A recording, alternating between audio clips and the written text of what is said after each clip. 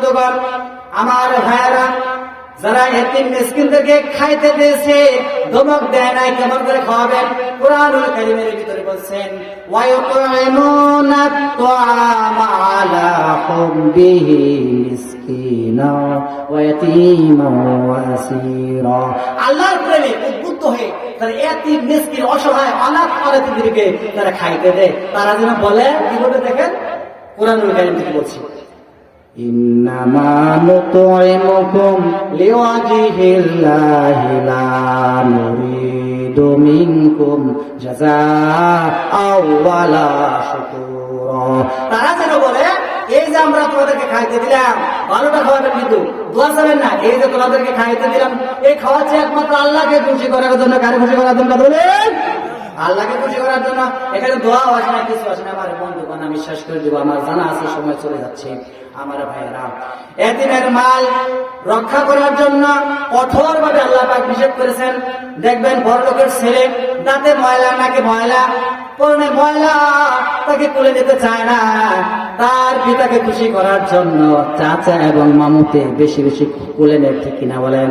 আমার বন্ধুগণ, ওই এতিম বাচ্চা বাপ যখন মরে গেল, বাপ যখন বিদায় হয়ে গেল, তিনি যখন এতিম হয়ে গেল, ওই বাচ্চা তখন চাচার দিকে ফেল ফেল করে তাকায়, মামুর দিকে ফেল ফেল করে তাকায়, তখন আর একটিবারের জন্য চাচা এবং মামু কখনো কোলে নেয় না, ঠিক কিনা বলেন?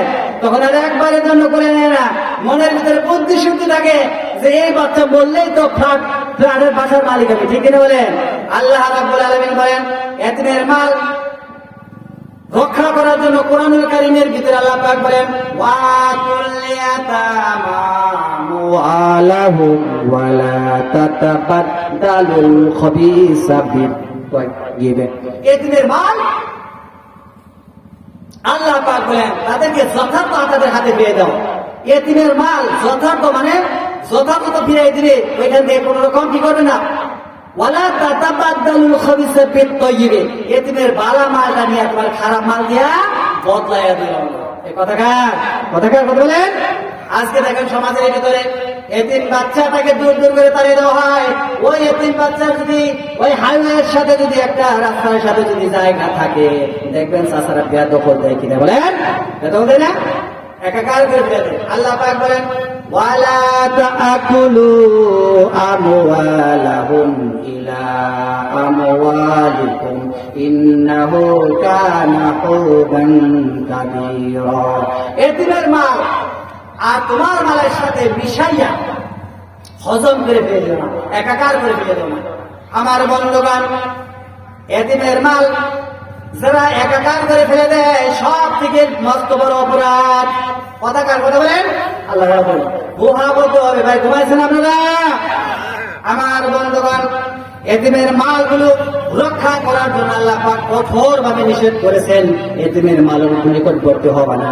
কুরআনুল কারীমের ভিতরে বলেছেন, ওয়ালা তাকরাবু মালাল ইয়াতীমি ইল্লা বিল্লাতি হিয়া আহসান হাত্তা ইয়াবলুগা আশুদ্দাহু।